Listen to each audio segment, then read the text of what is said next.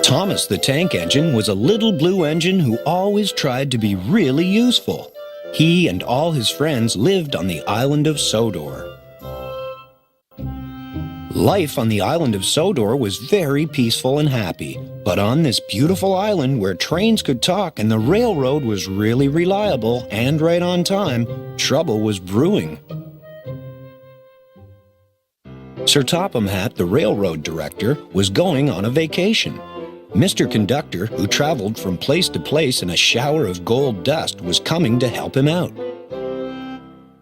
"I have to go and meet Mr. Conductor," Thomas said. "He's going to take care of us while Sir Topham Hatt is away." "I think we can take care of ourselves," huffed Gordon. Whoosh!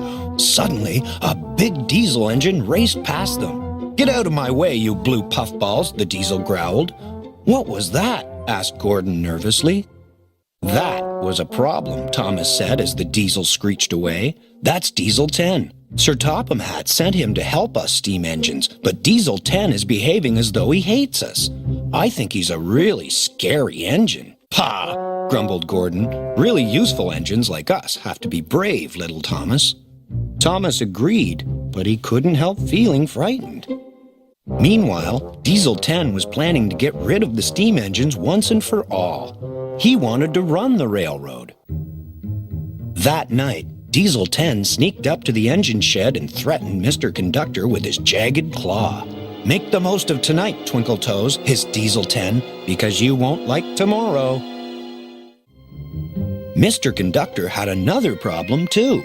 "I've suddenly lost all my sparkle," he sighed to Thomas. "To get it back, I must find some more gold dust." Thomas and the other engines knew they had to help Mr. Conductor find the source of the magic gold dust. "While the boss, Sir Topham Hatt, is away, we cats will play," purred Diesel 10 to his pals. Splatter and Dodge gulped. "We're going to make life miserable for those steaming heaps of trash on wheels," Diesel 10 continued. "This island doesn't need them. It needs diesels. There's no use for steam engines these days. They're history." "But what about Mr. Conductor?" asked Splatter. "Isn't he going to stop us?" Dodge asked. "Mr. Conductor needs his magic gold dust to keep an eye on us," snickered Diesel 10, "and I know he can't, because he's just run out." A door opened on Diesel 10's cab roof, and out came his huge metal claw. "I'll take care of all of them with this," said Diesel 10. He lifted his claw high above them, but then it dropped and hit him on the head. "I don't think he meant to do that," Splatter and Dodge said to each other.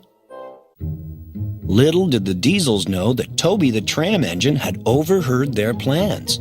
Toby told the other engines. Then he followed the Diesels to see what they were going to do next. The Diesels were plotting to destroy the magic buffers that led to Mr. Conductor's magic railroad. "We don't know where the entrance to the magic railroad is, and we don't know which are the right buffers to destroy," said Diesel 10 to Splatter and Dodge, "so we'll have to destroy all of them." Toby knew he had to do something to stop Diesel 10. "I've got to distract him," thought Toby. Clang! Toby rang his bell as loud as he could. "It's the old teapot," shouted Diesel 10. "Smash him!" Diesel 10 tried to catch Toby with his claw, but he knocked over a pile of scrap right onto his own tracks. Diesel 10's path was blocked. "Boss, did you mean to do that?" asked Splatter and Dodge. Diesel 10 growled. "I always mean what I do." Diesel 10 was mad when he found out that Thomas had traveled the magic railroad to bring back Lady the Golden Engine. Lady was the source of the magic gold dust.